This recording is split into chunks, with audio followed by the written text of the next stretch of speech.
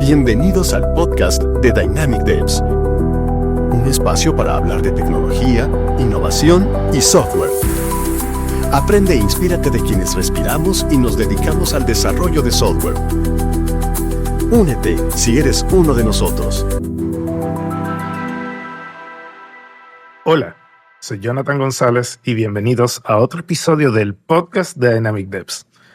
Hoy tengo la fortuna de tener una persona súper especial en lo que es la cultura DevOps, pero tiene una historia que contar con muchos años de experiencia, donde vamos a ver la transición profesional en tecnología. Tecnología tiene tantas aristas que el profesionalismo implica tener muchas áreas de conocimiento. A veces abarcamos algunas especializaciones como el desarrollo o infraestructura o cloud, pero es realmente cuando tiene sentido unirlas todas, cuando la perspectiva para solucionar problemas es increíble y asimilable, así como tener superpoderes en esta industria.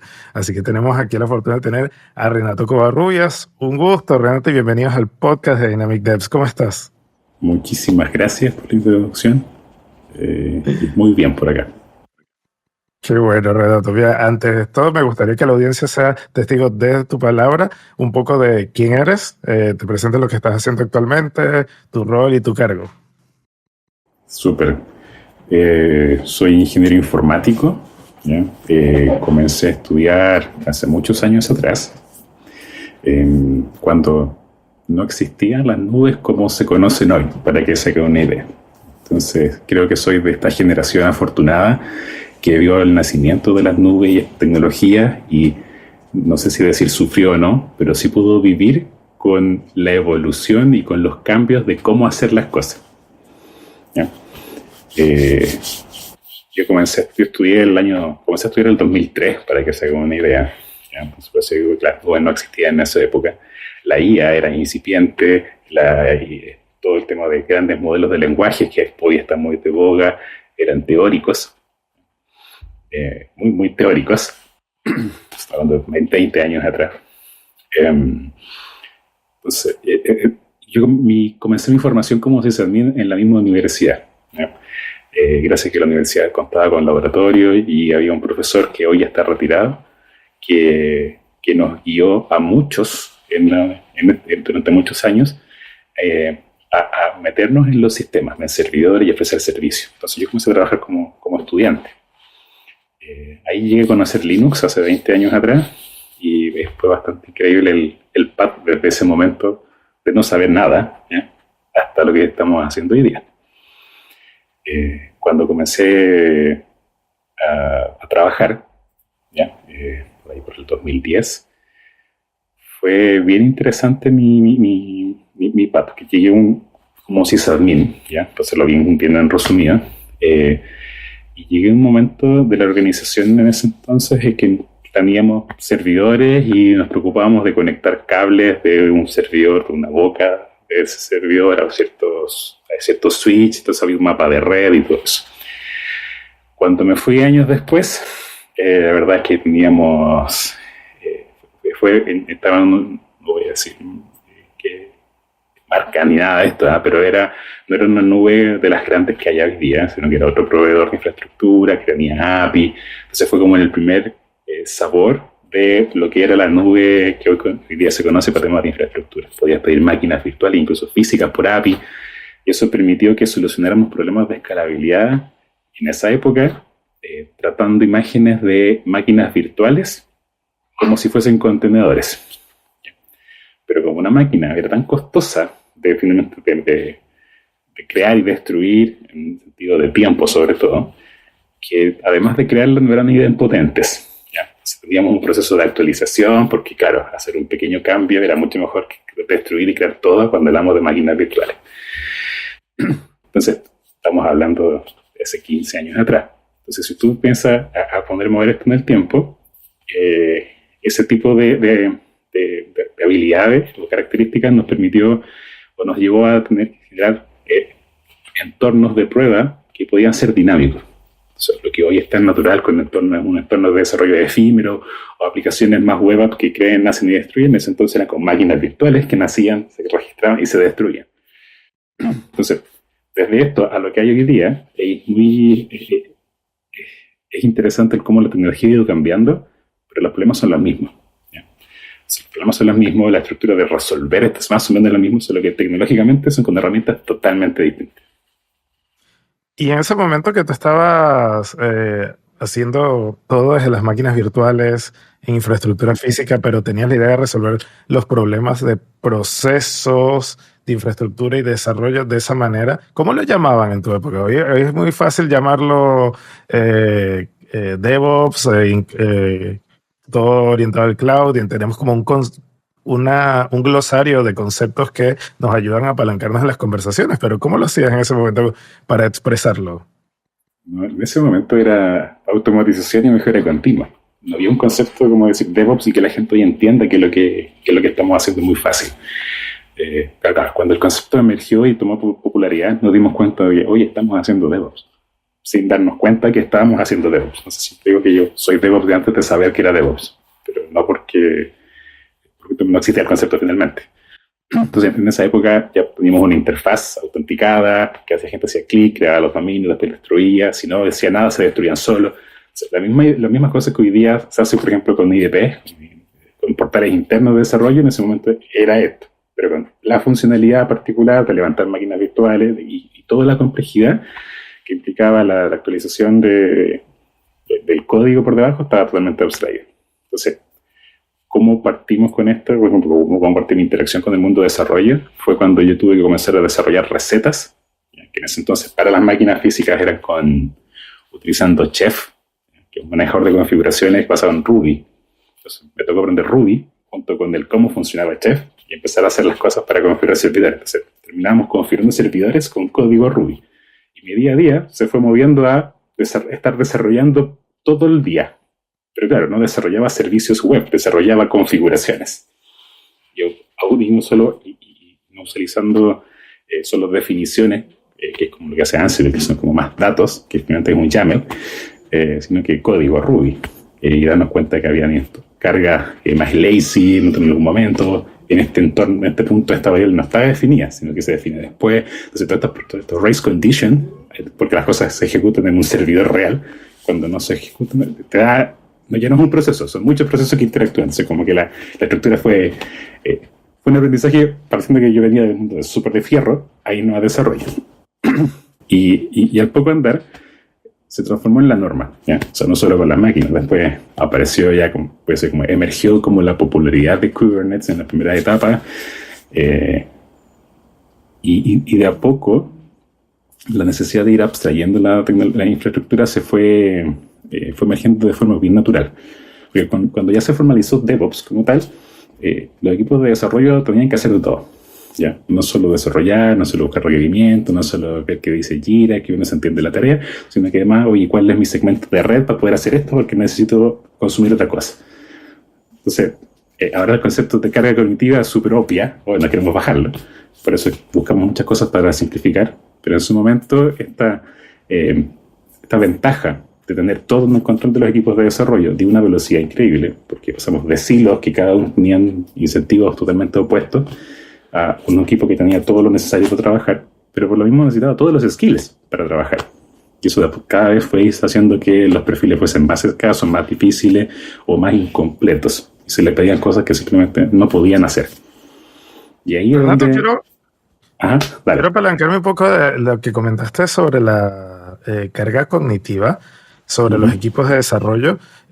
Yo viví esa carga cognitiva, lo cual agradezco mucho porque, claro, te permitía pasar por múltiples stages de lo que es tecnología. O sea, no podías dejar atrás conceptos de redes, no podías dejar atrás conceptos de infraestructura, desarrollo, y eso te hacía como poder apuntar unas soluciones y configuraciones que realmente fueran acordes y no aisladas, y tu solución era resiliente,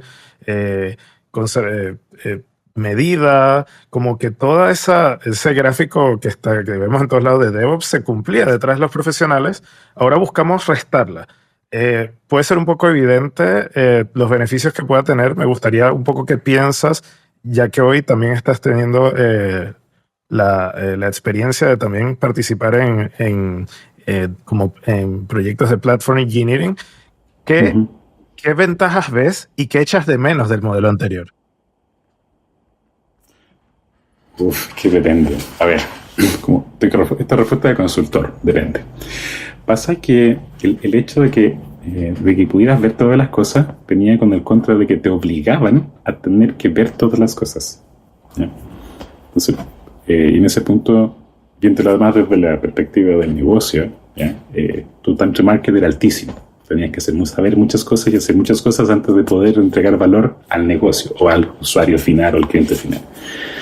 Entonces, no sé si decir que lo extraño, pero una cosa que me gusta mucho de la lógica de la ingeniería de plataforma es que abstrae toda esta complejidad, pero no necesariamente la esconde. ¿Ya? Si te la está escondiendo, quizá hay una decisión totalmente distinta a lo que se busca en un concepto más duro y puro de ingeniería de plataforma.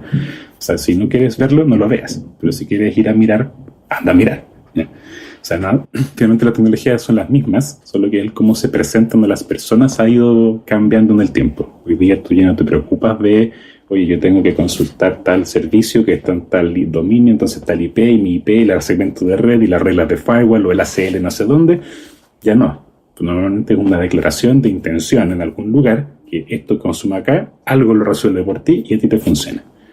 Después, si empezamos a tener problemas más duros, como, oye, te veo una latencia excesiva, mi TCP handshake, no sé qué cosa, ahí te va a obligar el problema a meterte en ese detalle más fino. ¿Ya? Entonces, el concepto más puro de ingeniería de plataforma, la idea es habilitar a todos los equipos a que puedan trabajar lo más sin fricción posible, incluso entre equipos. ¿Ya?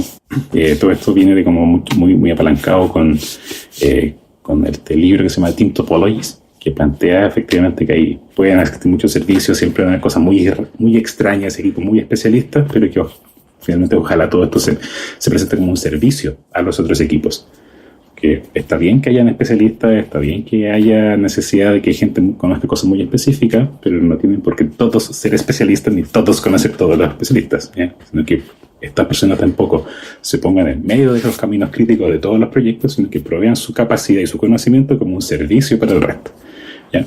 Y tampoco me mal entender el sistema de servicio de me ponen un ticket y espero. No, un servicio real, una intención, necesidad y algo que orqueste toda esta complejidad y resuelve. ¿Ya? Y eso es lo que busca finalmente la ingeniería de la forma. Ojalá busque eso, ¿ya? Perfecto. Un poco para los oyentes acerca de lo que es Platform Engineering, hay episodios anteriores de este podcast donde tocamos los fundamentos. Aquí vamos un poco a ver el hands-on de lo que es Platform Engineering. Y ahí va mi siguiente pregunta, Renato. Cuéntanos de tu experiencia de empezar de esa transición DevOps de Platform Engineering ya en terreno, cuando dicen, Renato, por favor, ven acá y ayúdanos con este desafío. A ver, en mi primer intento de plataforma de ingeniería, obviamente es como el meme del perro que dice que no sabe lo que estás haciendo. ¿Ya? Porque nuevamente, en ese momento del tiempo donde estábamos tratando de abstraer y simplificar un poco la sobreexposición a tecnologías que DevOps ofrecía,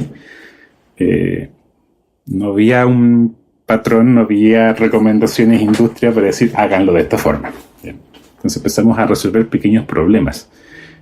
¿Por qué tengo que pedir todas estas reglas de firewall? Se podrían hacer atómicas cuando se pasa tal cosa. Entonces comenzamos a adelantar eventos que sabíamos que iban a ser necesarios. Si yo no miro ahora en retrospectiva, claro, me puedo organizar por distintos planos, ya puedo entender que son workflows totalmente distintos, pero hoy, con esta experiencia, en ese momento estábamos resolviendo dolores en base a feedback de los mismos equipos de desarrollo, ¿ya? Porque obviamente las personas no son iguales, los equipos nunca son iguales. Entonces hay gente y equipos que les gustaba tener el control total. Otros solo querían entregar sus servicios y olvidarse y pasar a la siguiente tarea. Entonces, en esta lógica es muy difícil tener un sistema que les sirva a todos. Entonces la forma más razonable de abarcar esto fue desarrollar patrones, no quiero decir templates porque es un poco más allá de esto, pero desarrollar patrones, el Golden Path, que les sirva a todos. Pero siempre dar la opción de que se pueda configurar o que se pueda hacer más en detalle si es que la persona lo requiera, pero que no sea obligatorio entrar en ese detalle. Y así fue donde nacieron archivos de configuración. Mi primera plataforma, en esa época no existía Kubernetes como lo es hoy, entonces mi primera plataforma de ingeniería no era con Kubernetes, así que era un poco más compleja. La segunda ya lo fue, pero tenía poca adopción porque no estaba enfocada en el desarrollador. Al final ahí el error fue, nosotros creemos que ellos necesitan esto, pero cuando le fuimos a preguntar ya era muy tarde. Sí, les servía, pero no tanto, no era lo que esperaban. Entonces ahí creo que fue clave el poder, en lo que estoy trabajando justo hoy, es que el desarrollador es en el centro, la aplicación que se construye está en el centro. Si bien no es posible por tiempo darle en el gusto a todo el mundo, pero finalmente el feedback de tu producto, que es tu plataforma de ingeniería, es el habilitador para que ellos desarrollen sus productos. Y si tu usuario, o sea, es nuestro cliente, que es nuestro cliente interno, no está a gusto con tu plataforma, finalmente va a buscar alternativas para lograr su objetivo sin usarte a ti. Y ahí es donde empezamos a diverger con esto, y una vez que ocurre es súper difícil de tenerlo. Entonces, en corto, este proceso, para quienes nos escuchan, la clave es que no asuman, sino que investiguen y saquen feedback de quienes van a usar la plataforma, y que no son solo los equipos de desarrollo. Dependen de la estructura, las reglas o constraints de los procesos pueden venir de equipos de seguridad, de alguien que está a cargo de la ingeniería, o si esa potestad la tenemos nosotros mismos, bueno, nosotros tenemos que construirla, pero entender que hay excepciones. No hay despliegue, lo ofiende, pero resulta que si hago este despliegue gano mucho dinero. Bueno, quizás hay que ser flexible, tener la opción de esta palanca. Entonces, ese tipo de flexibilidad también es relevante y está asociado a la opción de tener un camino feliz y tener la opción de modificarlo cuando sea necesario. Comentaste que el usuario, o sea, al menos estaría en el centro de todo esto el desarrollador, ¿no? Y habría que escucharlo y iterar directamente con él, porque la plataforma se ve como un producto.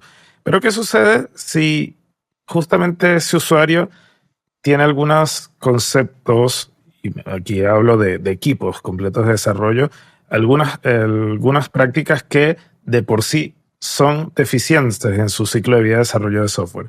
¿Cómo hacemos no arrastrar algunas malas prácticas solo por cumplir con las expectativas del usuario, que en este caso son los desarrolladores? ¿Has tenido alguna experiencia de ese tipo? Sí. Es más común de lo que parece, ¿ya? Y siempre está como el threshold entre qué tan rápido entrego y qué tan bueno es mi código, ¿ya? Entonces, oye, si tengo test unitario o no, si tengo mutation test, o tengo, no sé, alguna validación de contratos. Ya, todo ese tipo de cosas. Gente, ya desarrollé mi servicio, está listo, y me demoré el triple de tiempo en hacer todos los tests. Ya, pero eso es una balanza. Es pan para hoy y hambre para mañana. Porque claramente puedo ser muy eficiente, muy rápido, sacarlo con 2 líneas, pero toco 2 comas más allá y una mariposa aletea en otro lado y esto se cae. Entonces, ese threshold no es algo que ni quede o no debiese quedar en quienes vemos la plataforma ni quienes desarrollan, ¿ya? Pero nosotros, ser juez y parte es mala idea, ¿ya? Desde la perspectiva de Platform Engineering, pero hay ciertas responsabilidades que no debiesen ser, que son indelegables finalmente, ¿ya? O sea, la responsabilidad de la calidad, si no están los equipos de desarrollo, probablemente va a haber un ente por encima de ellos que sí la tenga. Entonces, qué tan flexible quiere ser la organización depende del que tenga la responsabilidad sobre esa calidad del código. ¿Ya? No quiero ponerle nombre a los cargos porque las organizaciones se mueven muy distintas, pero siempre va a haber alguien que es el responsable por esa calidad. ¿Ya? No quiero decir que sea un QA, puede ser, pero siempre la responsabilidad última es de quien desarrolló. Si yo desarrollo algo y no le hago test, bueno, estoy buscando tener problemas en el futuro. ¿Ya? Ahora, si esa persona no lo va a sufrir porque no hace por ejemplo, no hace el despliegue o lo entrega en llave en mano y es problema de otro, entonces ese que recibe tiene que preocuparse de poner cierta límite. Ahora, no estamos yendo, ahí me estoy yendo por las ramas porque dependen mucho de las estructuras organizacionales, de las empresas, de cómo se interactúan. Pero el tema de calidad es siempre se ve un stopper cuando el código tiene problemas. Pero cuando después las cosas no fallan, es muy confiable, ya no tienes ventanas de despliegue nocturno y puedes desplegar de día, como que ahí uno toma el valor de hacer las cosas bien. Y no solo bien para hoy, sino que como digo yo harto, es como esto es para el remoto del futuro. Cosas que yo mismo digo, oh, qué bien lo hice, qué bueno que está así, porque ahora puedo hacer esto y funciona todo lo que tengo que hacer. Como no es un gasto. Si se ve como inversión el testeo y la calidad del código, la verdad que puede que ese retorno llegue más rápido de lo que uno piensa. Tuvimos la oportunidad de conocernos en una gran corporación holding, que buscaba también su objetivo es poder estandarizar muchos temas de arquitectura, infraestructura, todo lo que es el desarrollo. Y bueno, para problemas complejos no hay soluciones fáciles. Así es. Y cuéntanos de tu experiencia un poco cuando muchos en esa época ven en Renato la persona que puede ser un habilitador de cambio y mejores prácticas. Si nos podrías compartir un poco de tus desafíos más que recuerdes de esa historia de tu vida. En esa época yo tenía un rol muy extraño, ¿ya? En esta gran corporación yo tenía un cargo que lo inventamos para lo que yo estaba haciendo, no vi una definición de cargo, así que si algo me gustaba lo tomaba. Finalmente era como bien muy flexible, ¿ya? Y por lo tanto es algo ambiguo. Entonces cuando hablábamos de estandarización, me pasaba que yo estaba en un equipo que estaba en un estadio tecnológico, no sé, voy a dar un número así como 1 o 2 años más adelantado, ¿ya? Que el resto de la organización. Eso permitió que la organización, cuando decidió estandarizar cosas más grandes, se acelerara mucho porque no tenía que salir a prototipar qué opciones hacer, sino que veía que estaban haciendo distintos equipos y se aceleró en sus definiciones. El problema está en que yo estaba en un negocio mucho más regulado que el resto de la organización. Entonces eso hacía que mis restricciones no permearan para el resto. Ahora, en restricto rigor, yo era el peor caso. Yo tenía más restricciones que el resto y así todo funcionaba de cierta forma. Entonces, para todo el resto era como, elimino esta restricción, elimino esta otra y tengo más opciones y es mucho más flexible. De esa época lo que más valoré fue que estuve como en un rol más de arquitectura, a pesar de que yo era el de sistemas. Ya vamos a voy a simplificarlo un poco lo absurdo, pero yo veía los servidores, pero a la vez veía la arquitectura de cómo los servidores se conectaban, se creaban, se desplegaban, se mantenían, cómo la aplicación iba a interactuar con los servicios desplegados adentro. Lo encontraban súper extraño, ¿ya? Pero ahora en retrospectiva fue súper valioso, porque finalmente era mi equipo el que tenía a cargo todo el ciclo de vida de la infraestructura y sus exposiciones a internet y redes privadas. Entonces el mismo equipo, que ahora sería obvio el equipo de ingeniería de plataforma, tenía el scope completo de todo lo que iban a necesitar los equipos de desarrollo para poder desplegar, para poder consumir, para operar. ¿Ya? No habían múltiples equipos, era un equipo que tenía ciertas especializaciones, pero tenía un solo front para todo el mundo. Entonces, de esa época me quedo con que la estandarización se dio de forma muy natural, no porque fuese impuesta, al menos en el estadio donde estaba yo, sino porque era como, si no usabas esto, tenías que construir todo el resto. Entonces, si no adherías esos del estándar de logs, tus logs no iban a aparecer en la herramienta que nosotros teníamos. Iba a tener que ver cómo verlos. Si no usabas esta imagen base, los checks de seguridad te iban a saltar más allá y no te iban a permitir pasar porque la política decía eso. Entonces, si seguías como el camino que la hoy plataforma de ingeniería te definía, todas las restricciones políticas, organizacionales, legales que podías tener, se iban a cumplir sin que tú tuvieses que preocuparte de nada. Y ese es hoy principal el valor de una plataforma de ingeniería, que todo lo que sea política, que sea normativo, dependiendo del negocio donde está, es más o menos relevante esto, no es un check en un Excel, sino que la plataforma te lo provee y tú te preocupas de desarrollar el método que va a recibir un request y retornar una respuesta. Y si podemos lograr hacer eso, significa que ya es una plataforma que te está dando valor. ¿Ya? Ahora, después vienen los problemas del día 2, de la operación, de cuándo puedo borrar servicio. No, pero eso es otro. En sí mismo es un problema que no vas a tener en todos lados, no solo en plataformas de ingeniería, es porque tienes software. Renato, me gustaría que te volvieras hacia tus inicios, donde te llamaban el de sistemas. Muchas personas que nos escuchan quizás quieren llevar una carrera también pasando desde sistemas a cloud engineers, arquitectos o engineering managers, head of engineering, que llama la atención ese recorrido. Cuéntame un poco desde ser el de sistema, empezar a administrar servidores que podrías contar con los dedos de una mano, a llegar a una escala a miles de servidores, a infraestructuras que realmente nunca eres capaz de ver si cuando hablamos de fierro físico lo que está directamente en los servidores Azure, Amazon o GCP, sino hay una abstracción a ese nivel, pero estamos hablando de miles de cargas de cómputo. ¿Qué cambia de administrar algo pequeño a administrar una escala mucho más grande?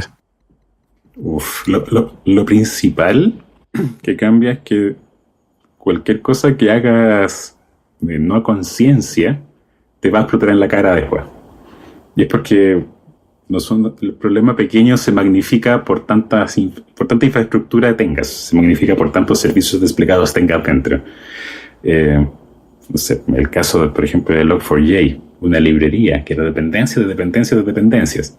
Pero si todo tu desarrollo era Java y tenías 4.000 contenedores en cientos de clusters, era una tarea titánica. Porque ya son inmutables. No es como que, los actores son calientes. No, eso ya no se puede. No funciona así.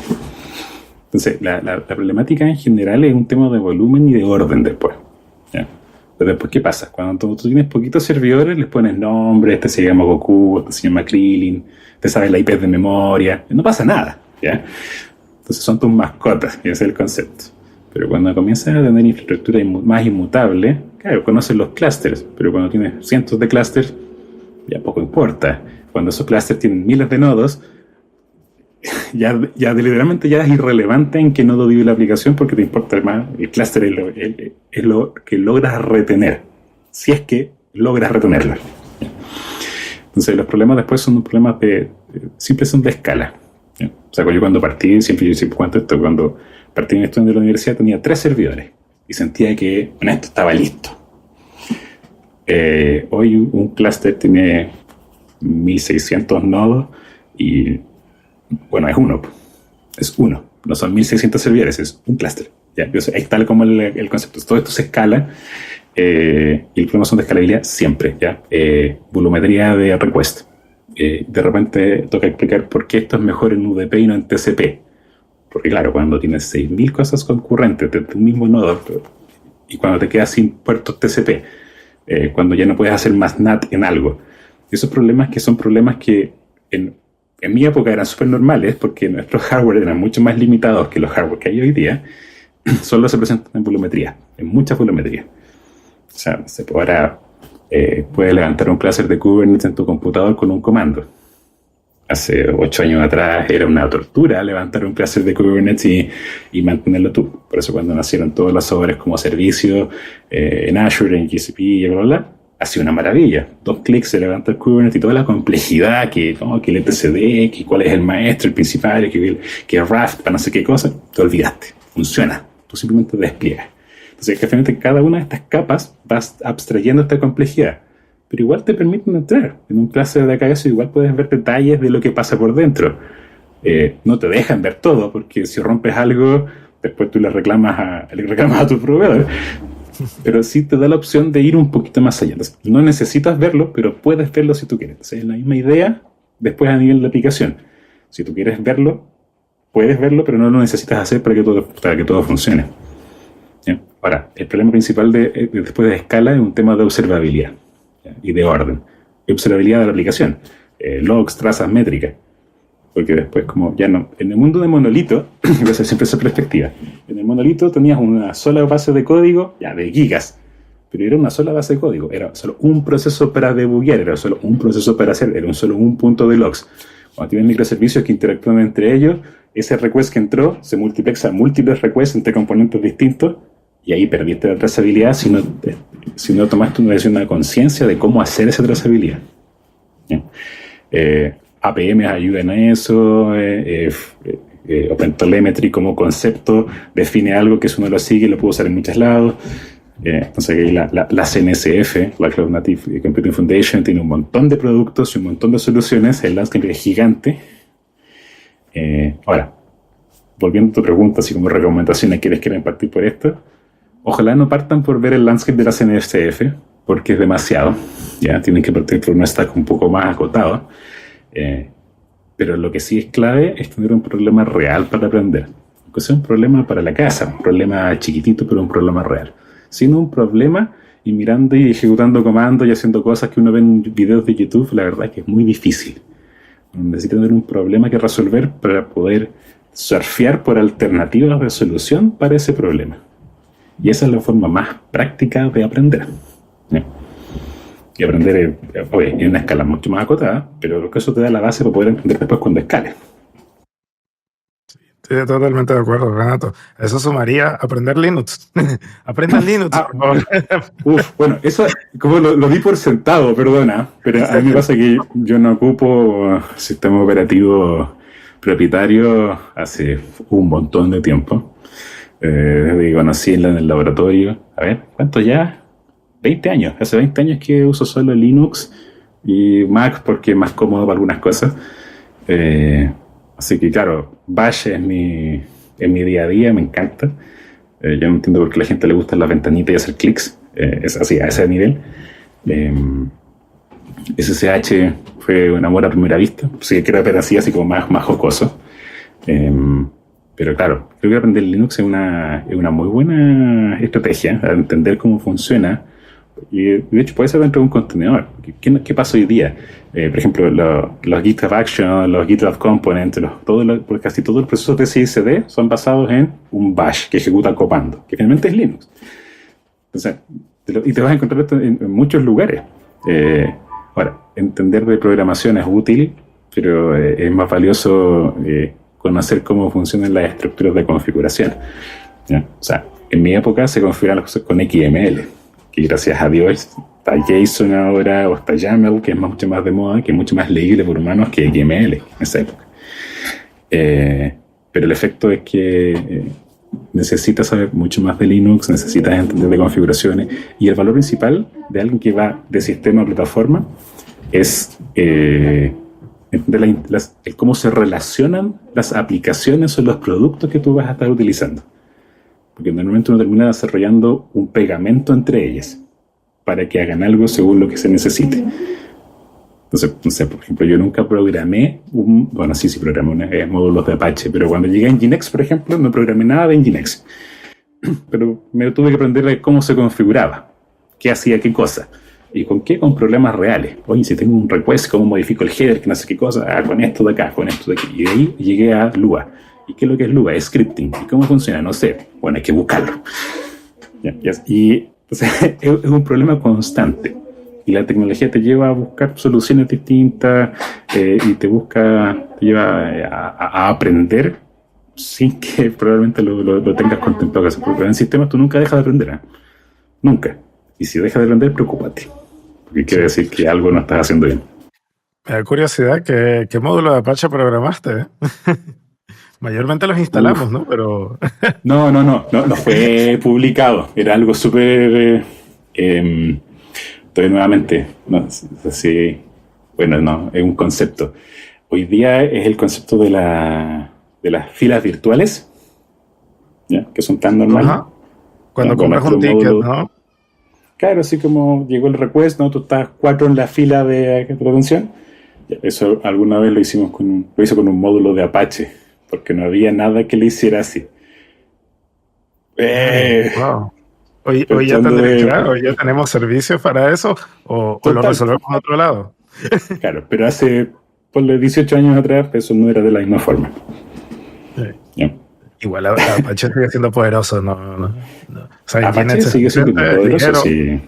pero Sí. sigue siendo bastante. Sí, no, así muy propósito, poderoso. siguen la versión Claro, 2 se todavía, volvió ¿no? demasiado. Sí, tiene mucho desarrollo activo, se volvió muy pesado, sí. Por eso, como que, por ejemplo, Nginx tomó mucho más fuerza porque es mucho más liviano. Y para las cosas que uno normalmente hace, que es un proxy reverso simple, hacer lo mismo con Apache, claro, es complejo, porque tienes muchas opciones. Siempre, alguna vez escuché que el Apache era como el Jira de los proxy reversos. Es tremendamente flexible y por lo tanto muy complejo. Qué bueno, qué bueno. No, pero seguramente muchos de nuestros escuchas tienen una relación sentimental con Apache, PHP, que a veces uno decía que son uno en sí mismo, ¿no? PHP no existe sin Apache y PHP no puede existir sin... Llegar un momento, ¿no? Ahora puedes ya desacoplarlo, ¿no? Pero ese módulo, ¿qué recuerdos me trae, la verdad? El LAMP en su momento fue una ayuda muy, muy valiosa para todo. Yo gané harto dinero con el LAMP, así que no me puedo quejar. Ahora, hoy no programo nada en PHP, pero en esa época sí. A mí me pagó la universidad, PHP. Entiendo. Qué bueno relato. Oye, nosotros con todos los invitados, ya cuando llegamos ya al finalizar, nos gusta saber un poco más de su vida. ¿Qué hacen cuando no están trabajando? ¿Qué haces cuando no estás en tecnología? Cuéntanos un poco. Si pasamos, mira, podemos hablar desde alguna película que quieras recomendar, algún libro o lo que tú quieras hablar un poco de cómo hace Renato para desconectarse del día a día, ¿no? Pero eso es fácil. Soy papá de 2 niños, un niño de 9 años y una niña de 3. Así que cuando no estoy trabajando, estoy con ellos, haciendo lo que probablemente ellos quieren hacer. No tengo... La verdad que el trabajo remoto permitió disfrutar de la crianza de mis niños, sobre todo de la más chica. Así que para todos los que nos escuchan, aprovechen eso porque la familia es lejos lo más importante. Así que antes, sin niños, me gustaba hacer cosas con madera, así que tallaba y esas cosas así. Y el jardín, pero era todo eso secundario. Como que las experiencias con tus hijos lejos marcan todo y vale la pena. Entonces, yo trabajo hoy para ellos, no para mí. Qué lindo, ahora, qué importante tu mensaje también. Sí, claro, sí, ahora sí es por películas, soy fan de Star Wars, no me molesta, por ejemplo, que Disney haya comprado a Lucasfilm, para nada, que eso no veo oportunidades, si no eso no hubiese ido nunca a un parque, por ejemplo. Soy muy ñoño en general, me gustan temas de electrónica. Ahora estoy esperando que mi hijo crezca un poco más para poder enseñarle cosas más interesantes o que efectivamente le dé la corriente con una batería de 9 volts, todavía no lo ha hecho, cosas así, o sea, ese tipo de experiencia.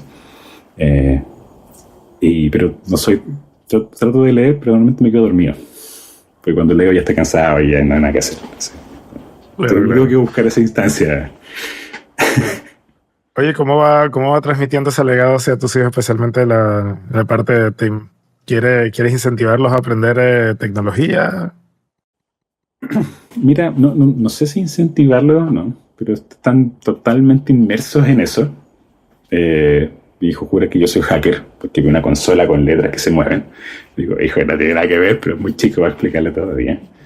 La verdad es que los juegos hoy día hacen el trabajo mucho más fácil también. Por ejemplo, Roblox, Minecraft, que son juegos muy populares entre los niños, si bien tienen peligros inherentes a interactuar con otras personas que tú no conoces, pero son muy poderosos al momento de pensar en desarrollar. Tienen herramientas que se lo hacen muy fáciles para los niños. Entonces eso tampoco les ha ido acercando a la idea de desarrollar. Hoy que el computador no hace lo que tú lo dices que haga y no te entiende otra cosa. Entonces como que el juego tal cosa y yo digo para acá y para allá y para acá, ¿no? Y el eje X, Y y Z, y de a poco he entendido conceptos geoespaciales que yo a su edad no tenía idea, pero que para él son súper naturales. Entonces hoy pasa mucho con los videojuegos que gente dice, no, los videojuegos son malos. En realidad no son malos, todo depende de cómo los usen o si no guías a los niños, si los dejas hacer en los videojuegos. Claro, yo juego con mi hijo Minecraft y tengo un servidor de Minecraft en mi Raspberry Pi acá al lado. O sea, así como que controla un poco la exposición. Juegan sus primos, sus amigos y todo, ni un drama. Y cuando juegan juntos, juegan entre ellos, pasa súper bien. Pero cuando juega, todos vamos ahí, mirando, que no hable con el desconocido. Él sabe que no tiene que hacerlo, y ese es como el principal peligro. Entonces, hoy yo no estoy haciendo nada para que estudien algo con tecnología, o ni siquiera en ingeniería, lo que sea. Pero si lo quiere hacer bien, y si no bien también. Ahora, probablemente eso es súper natural porque está metido en esto hasta allá. No puede estar más metido en temas de ingeniería, así, todo acá en la casa. Si es un server custom de Minecraft, ya hay señales. Algo ahí. Bien. Sí, en realidad.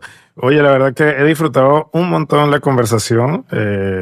Gracias de verdad por traer tu testimonio, tu conocimiento del área, especialmente todo lo que es la aplicación de DevOps. Pasamos por Platform Engineering, de las buenas prácticas y de cómo incluso en el pasado lo hacías sin llamarlo de esa forma. Así que hemos pasado aproximadamente por 15 años de evolución, un poco más de todo lo que es esto, que bueno, es que en las organizaciones está muy latente, se busca tener arquitecturas robustas, resilientes, ciclos de desarrollo más cortos, los product owners están cada vez con más ganas de sacar cosas más rápido y bueno, todo parte de esta orquestación, ¿no?, del sistema y parte de la infraestructura y cómo se trabaja es esencial para que ello se cumpla. Recuerda que bueno, esta es tu casa. Cuando quieras venir al podcast de Dynamic Devs con cualquier otro tema, eres bienvenido. Así que agradecerte que hayas colaborado con nosotros. Muchas gracias, Renato. No, a ti, yo también. Cuando necesite, acá voy a estar. Bien. Recuerden seguirnos en LinkedIn, en YouTube, Spotify como Dynamic Devs y en Eds como Devs Info. Y nos vemos en otro episodio del podcast de Dynamic Devs. Chao, chao. Chao, chao. Gracias por sumarte al podcast de Dynamic Devs. Síguenos en Instagram, LinkedIn, Facebook, Twitch, YouTube como Dynamic Devs y en Twitter como Devs Info.